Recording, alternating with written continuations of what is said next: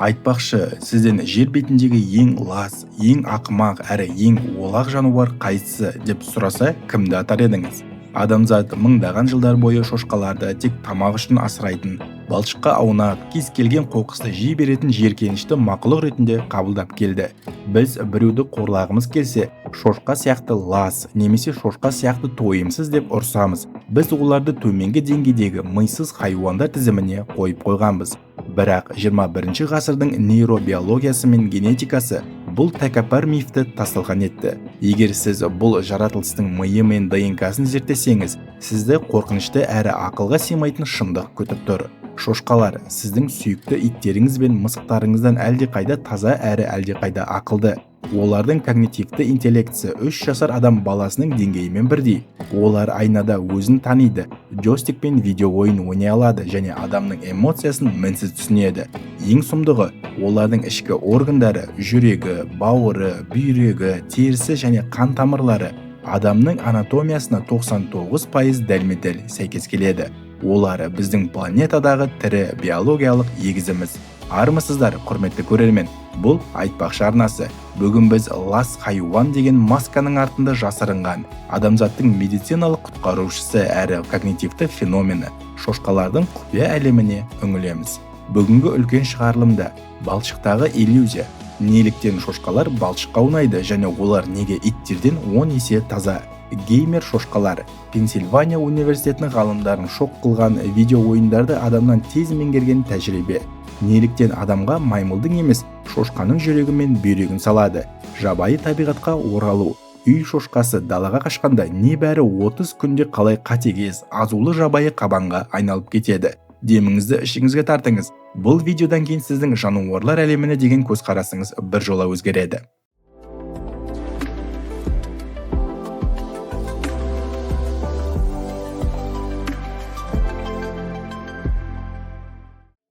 Ең алдымен бүкіл әлемге таралған ең үлкен өтірікті шошқалар ластықты жақсы көреді деген мифті жояйық. Неліктен олар балшыққа аунай береді? Олар лас болғаны үшін бе? Жоқ. Бұл олардың өмір сүру үшін қолданатын биологиялық қорғаныс технологиясы. Мәселе мынада, эволюция барысында шошқалардың терісінде тер бездері мүлдем дамымаған. Адамдар немесе жылқылар ыстықтаған кезде денесінен тер бөліп өз-өзін табиғи түрде салқындатады. Ал шошқалар терлей алмайды. Халық арасындағы шошқа сияқты терледім деген сөз ғылыми тұрғыдан абсолютті сауатсыздық. Күн ыстықта шошқаның денесі қызып, ол жылу соққысынан өліп кетуі мүмкін. Олар өзін құтқару үшін не істейді? Олар су немесе балшық іздейді. Балшықтағы су кәдімгі таза суға қарағанда теріде 15 минут ұзағырақ кебеді. Бұл оларға ұзақ уақыттық салқындату береді. Кепкен балшық шошқаның терісіне жабысып, жер бетіндегі ең мінсіз күннен қорғайтын кремге айналады. Ол теріні ультракүлгін сәулелерден күйіп қалудан сақтайды. Бұл балшық қабаты олардың терісін масалардан, соналардан, кенелерден және басқа да қансорғыш паразиттерден қорғайтын табиғи сауыт қызметін атқарады.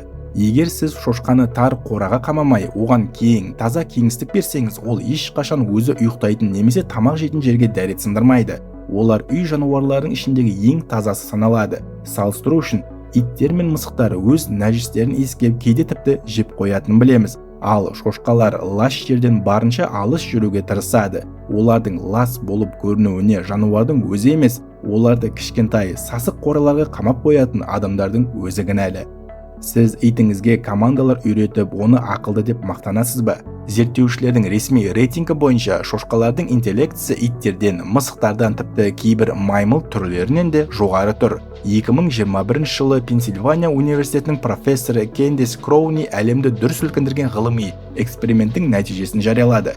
Ғалымдар Гамлет, Амлет, Эбони және Айвори есімді 4 шошқаны арнайы бейне ойындар ойнауға үйретті.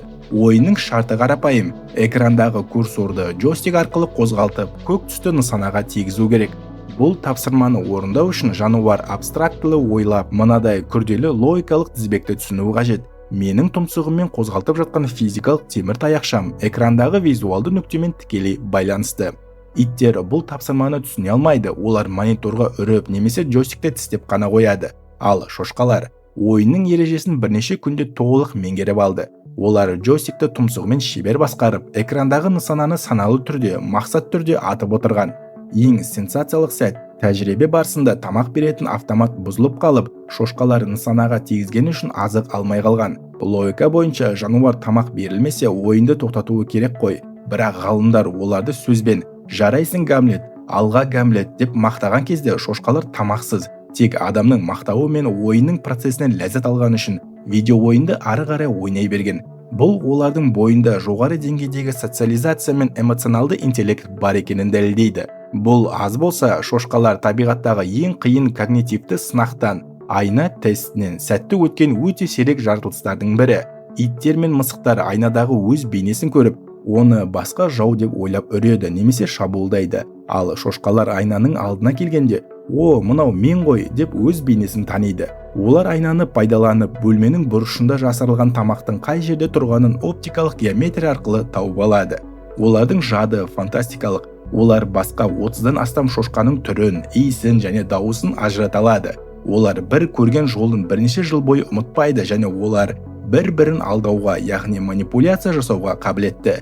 Егер бір шошқа тамақтың қайда жасырылғанын білсе, ол басқа шошқалар көрмесін деп оларды әдейі басқа бағытқа ертіп апарып, алдап кетіп, тамақты өзі жалғыз жейді. Айтпақшы, біз эволюциялық тұрғыдан маймылдар мен шимпанзелерге ең жақынбыз деп білеміз. Логика бойынша, егер адамның жүрегі немесе бүйрегі істен шықса, бізге донор ретінде шимпанзенің органын салу керек қой. Бірақ медицина тарихы бұл жолдың өлімге әкелетінін көрсетті. Маймылдардың органдары ересек адам үшін тым кішкентай, олардың қан қысымы басқа және ең қауіптісі, маймылдар адамға бірден жұғатын ешқандай дәрі емдемейтін сұмдық ретровирустардың тасымалдаушысы. Ғалымдар балама донор іздеп бүкіл жануарлар әлемін сүзіп шықты және олардың көзі жер бетіндегі ең күтпеген жаратылысқа, кәдімгі үй шошқасына түсті. Бұл биологиялық сенсация еді. Егер біз сыртқы түрімізге емес, ішкі анатомиямызға үңілсек, адам мен шошқа тірі егіздер. Жүректің көлемі мен қысымы, салмағы 70-80 келі болатын шошқаның жүрегі ересек адамның жүрегімен миллиметрге дейін бірдей. Олардың жүрек соғысының жиілігі және қан тамырларындағы қысым біздікімен дәлме-дәл сәйкес келеді. Тері құрылымы. Шошқаның терісі адам терісінің көшірмесі. Оның қалыңдығы, эпидермис қабаты және коллаген талшықтары біздікінен айнымайды. Бүгінде ауыр күйік шалған мыңдаған науқастың өмірін дәл осы шошқа терісін салу арқылы арашалап қалып жатыр. Инсулин құтқарушысы. Жасанды синтетикалық инсулин ойлап табылғанша әлемдегі миллиондаған қант диабетімен ауыратын адамдар шошқаның ұйқы безінен алынған инсулиннің арқасында ғана тірі жүрді. Шошқаның инсулині адамдыкінен небәрі бір ғана амин қышқылымен ерекшеленеді.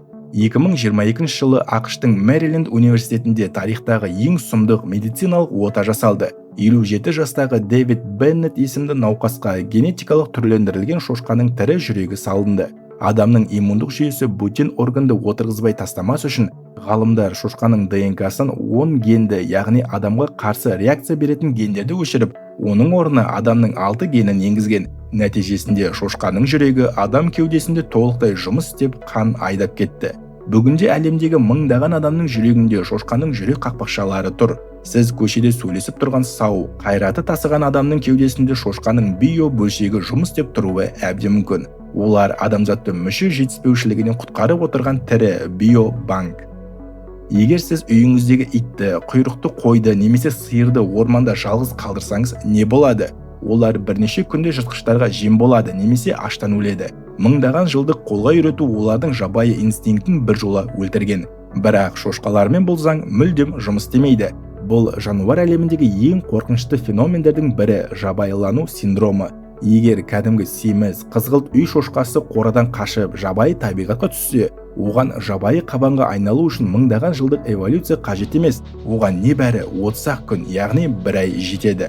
Бұл қалай мүмкін? Шошқаның ДНК-сында миллиондаған жыл бұрынғы жабайы ата-бабалардың гендері өшпеген. Олар жай ғана ұйқы режимінде тұрады. Жануар орманға түсіп, дайын тамақ пен жылы қорадан айырылып қалған сәтте, оның миындағы адреналин мен тестостерон гормондары күрт атылады. Бұл стресс ДНК-дағы жабайы гендерді бір секундта оятып жібереді. Анатомиялық мутация. Жұмсақ, дайын тамақ болмағандықтан шошқа ағаш тамырларын қопаруға көшеді. Бұл бас сүйегінің формасын өзгертіп тұмсығын ұзартады. Қарулану. Үй шошқасының қысқа тістері бірнеше аптаның ішінде өсіп, аузынан қайрылған алмастай өткір алып азу тістер атылып шығады. Сауыт кию. терісі қалыңдап, суық пен жыртқыштардың тісінен қорғайтын қап-қара, қатты қылшық өсіп шығады. Психологиялық террор.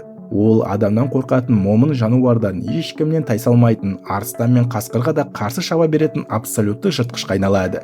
Қазіргі таңда ақш-тың оңтүстік штаттары мен Австралияда осылай қорадан қашып, жабайланып кеткен шошқалардың саны 6 миллионнан асып кеткен. Олар 10-15 болып топтасып алып, фермерлердің егістіктерін таптайды, қозыларды, бұзауларды тірілей жұлып жейді және ормандағы басқа жануарлардың бәрін қырып тастауда. Олардың ақылы сондай, олар адамдар құрған қақпандардың құрылымын түсініп, оны айналып өтеді. Ал тікұшақ пен аңшылар келгенде, қалың бұталардың астына тығылып, тактикалық маневр жасайды. Олар адамға бағынғандай сыңай танытып жүрген, бірақ мүмкіндік туған сәтте планетаның ең азулы қожайынына айналуға дайын тұрған биологиялық бомба. Міне достар, біз бүгін ғасырлар бойы лас, ақымақ хайуан деп аталып келген жаратылыстың шынайы бет-бейнесін көрдік. Табиғатта адам жасаған жасанды иерархия жоқ. Эволюция шошқаларды лас болу үшін жаратқан жоқ. Олар күннен қорғану үшін балшық жағатын таза жануарлар. Олар иттерден ақылды, видео ойын ойнайтын когнитивті феномен және ең бастысы, олар адамзаттың ағзасын құтқарып жатқан тірі медициналық донорлар. Біз оларды қорлаған сайын, олар біздің анатомиялық егізіміз екенін дәлелдей түсуде. Ал олардың 30 күнде жабайы құбыжыққа айналу қабілеті табиғаттың адамзатқа берген ескертуі. Менің жаратылыстарымды қанша қолға үйретсеңдер де, олардың ішіндегі жабайы рухты ешқашан өлтіре алмайсың. Сізді бұл фактілердің ішінде ең қатты таңғалдырғаны қайсысы болды? Олардың иттерден ақылды болып видео ойын ойнағаны ма, әлде 30 күнде азулы қабанға айналып кететін мутациясы ма? Пікірге міндетті түрде жазып кетіңіз. Егер бұл видео сіздің ой өрісіңізді өзгертіп жіберсе, лайк басып арнаға жазылуды ұмытпаңыз. Бұл айтпақшы анасы, айналамыздағы жасырын әлемнің шок фактілерін бізбен бірге танып, миыңызды кеңейтіңіз.